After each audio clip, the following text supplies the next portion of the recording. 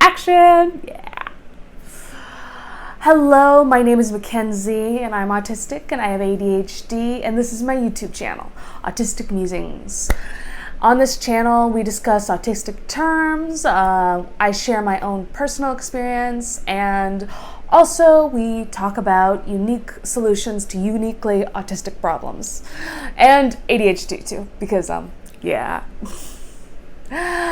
So today on my channel, I'm sorry, I'm having a moment with the makeup brush. It feels nice. But on my channel today, we're going to be discussing something that's allowed to be blaringly loud in this world, music, without upsetting me.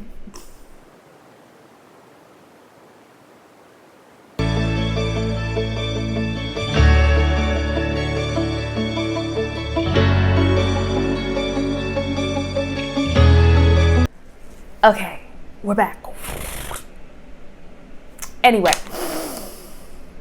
music. Now, what's so special about music? Because I've heard from many other autistic people, while they may be upset by many loud noises, music is not one of them. Played on my headphones, I agree. Loud, blaring music, for some reason, is very comforting. All other loud noises, not so much. Why is this? Interestingly enough, I wanted to know why, because I always want to know why. I decided to research into this, and I found a whole bunch of interesting information, especially on just music and neuroscience and the way the brain is affected by music. And there's so many benefits to listening to music, to playing music with people, to singing with people, involved with music and your brain, that's quite surprising. And I'm not surprised now that neurodivergent people in general tend to enjoy music, even if they don't enjoy other loud sounds. Number one, the music goes through a different hemisphere of your brain. It doesn't go through the same area that language goes through. But it's similar enough to music. It's similar enough to language that you can get a point across with singing songs. They all hold emotions and communicate certain feelings, certain desires, yet they are not, they're thought of kind of as art. It's thought of more of as an art than a language. I question that category. But anyway, lots of benefit to music that specifically autistic people could benefit from, and ADHDers, because music helps stimulate a lot of neurotransmitters that are involved with making you feel happy. And a lot of these neurotransmitters usually get activated with socialization. And autistic people just don't get the same feedback in social situations. Sometimes it's because we can't read what's going on in the social situation, and it's I can't get any positive feedback if I don't know anything's positive going on. Sometimes it could be that. Sometimes we're just not getting the same reward in our brain that other people are when there's social interactions going on. But we get the same reaction when we listen to music as you all do. Yeah. When you listen to songs, especially preferred songs that you enjoy, your brain and reward system lights up and it releases dopamine in your brain, which is the happy little neurotransmitter that tends to control focus, movement, and memory. And those light up in your brain and you get really happy and you anticipate the kind of climax moment in that song that's really exciting. You know that you always feel the urge to like belt out the lyrics or do the happy stem dance. I think other people get the urge to do the happy stem dance. I mean, people dance in general. Come on. It has to be connected. Anyway, so what music is excellent for is we tend to have as a community, autistic community in general, have higher rates of comorbidities, specifically stuff like anxiety, OCD, depression, and these types of mental illnesses can affect is basically the neurotransmitters in the brain not giving us the feel good and regulating our moods, which affects our overall mental health and can cause mental conditions like anxiety, depression, and many other things that I cannot list off all and memorize in one video, but maybe it will be below. But music can definitely aid if you make it part of your daily routine and keeping up those lovely neurotransmitters that make us happy and even out our moods. Yeah. It also aids in the areas that we kind of struggle in.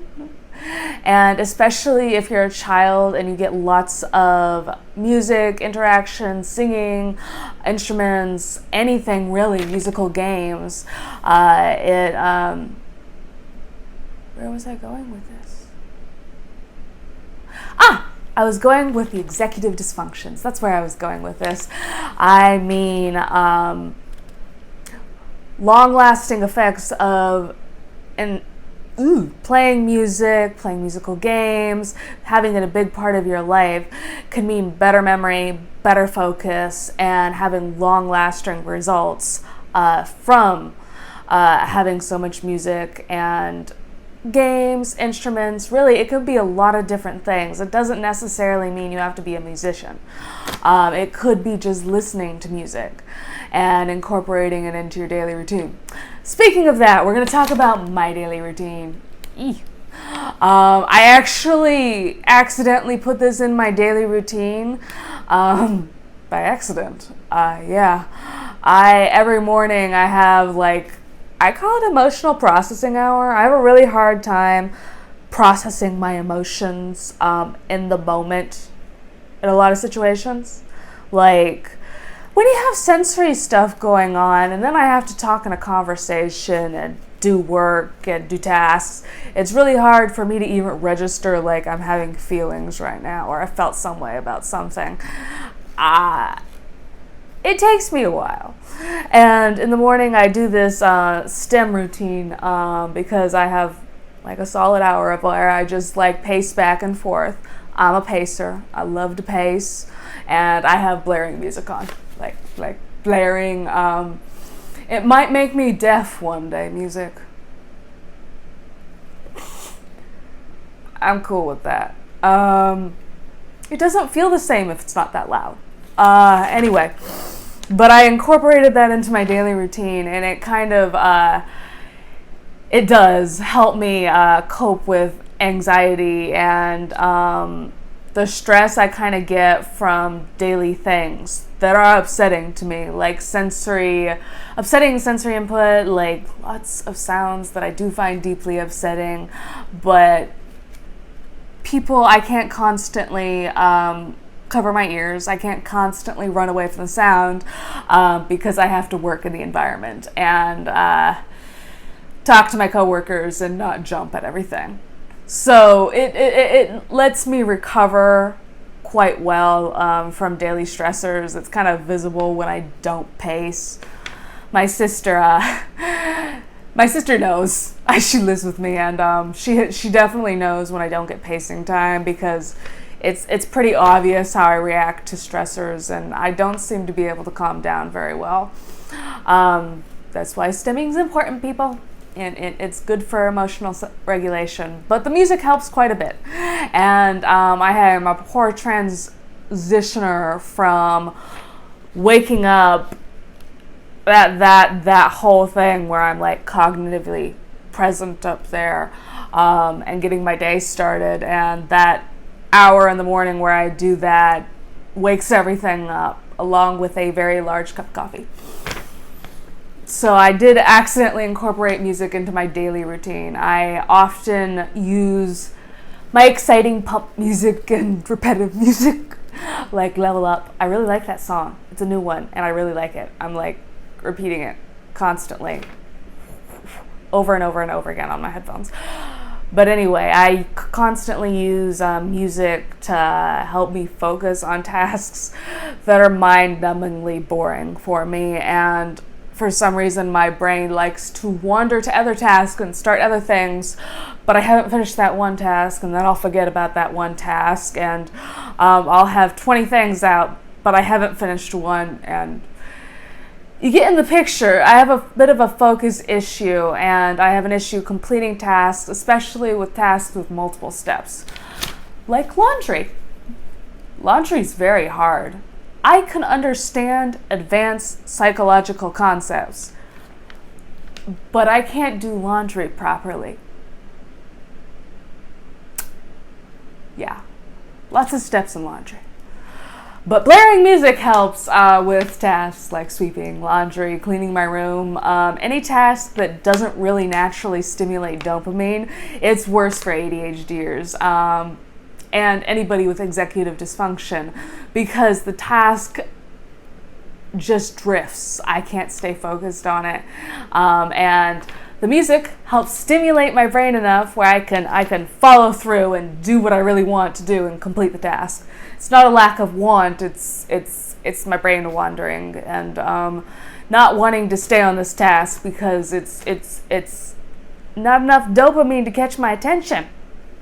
So I use music to stay on focus with those less stimulating tasks, and to block out a lot of upsetting, like, auditory input that doesn't help my focus at all. Yeah. I also use music as a to help me relax. I have, I call them like dark room breaks, but it's basically the sensory deprivation chamber. I get like the room dark, my weighted blanket on me, and hide from the world with headphones on, and usually like instrumental or white noise playing, and it helps me relax, because I have a hard time doing that when I'm constantly like up here.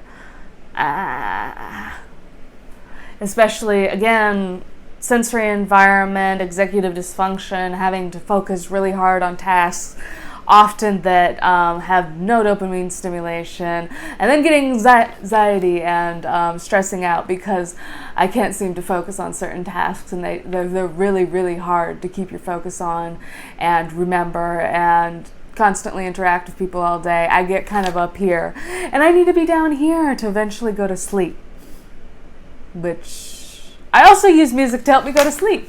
Yeah. I have this, again, lovely instrumental music that I use to relax and calm down, because my brain doesn't like hearing other noises when it's trying to go to sleep. It's either that or earplugs. But I accidentally, before I did all this research on music, ended up incorporating it into my day, into my life, and it has lovely results for me that I didn't even realize that it might have been the music that helped out. Let's see. Was there anything else I wanted to cover? Oh, also, especially for children, this is specifically for any parents that may be watching. I'm really excited if you came to watch. I like to widen my audience, and I love it when to hear about parents that are listening to autistic adults, and just gathering your research firsthand from people. I appreciate you all. And what's great about music too is it's really accessible and easy to incorporate into your life, and it has a lot of different benefits for a range of conditions, not just autism, that's been proven and shown to work. And it makes sense to incorporate it into an autistic child's life. It has the potential to make social interaction positive when you add music to it. When you play musical games, when you sing instructions, when you do all of these things, you could potentially make it easier for an autistic child to not only understand what you're saying, but comprehend and enjoy the interaction itself, which, as an adult that was once an autistic child, that was rarer than it should have been, enjoying social interactions. So I think it would be lovely for autistic children to have more music in their life. And I will be doing a live with somebody that does just that, and it's their mission and their goal. I'm going to be doing a live with Bella. Oh my God, I forgot her Instagram name. I'm going to post it right there, and it's going to be in big letters, I swear. But I'm having a moment. It'll be like, whoosh. This is to mark the spot. But Bella runs a business where she does many musical games and individualized lessons that she individualizes to specific autistic children. So she will change up the lesson based on your child's needs, based on their abilities, and be very individual and adapt to your kid. And honestly, her goal and her mission is wonderful. She talked to me, and I'm going to be doing a live with her on July 7th at 11:30 a.m. I remembered that, but not her Instagram name. But anyway, it's her goal and mission to really bring autistic kids to their full potential through music and social musical games, and to help autistic kids grow confident. And I just love her mission, and I love her goal. And I'm going to put her all over up here. I'm sorry, I can't remember her link and everything. It's a thing. But I will be doing a live with her, and I hope you tune in. I'll be talking more about music therapy next week, I think. It's on the schedule, but I might also be talking about my childhood as an autistic child. If you have a preference for what you'd like to hear about, if you'd like to hear about music therapy, let me know. If you'd rather hear about my childhood as an autistic child and you're interested in my personal experience more, let me know in the comments below. And if you liked this video, don't forget to like, subscribe, and share.